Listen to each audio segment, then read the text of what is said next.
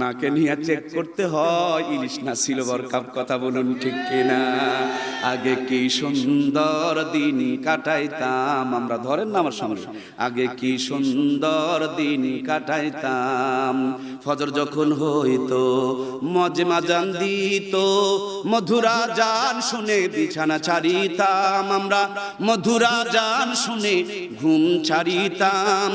যতই থাকুক কাম আগে নামাজ পড়িতাম, হাজার থাকুক কাম আগে নামাজ পড়িতাম।